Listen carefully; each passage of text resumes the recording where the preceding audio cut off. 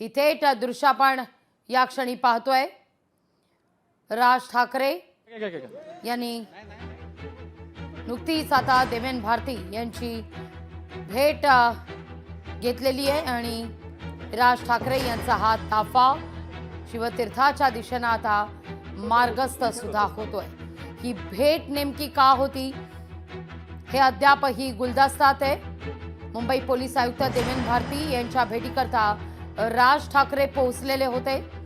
जवळपास 20 ते 25 मिनिटं दोघांमध्ये चर्चा सुद्धा झालेली।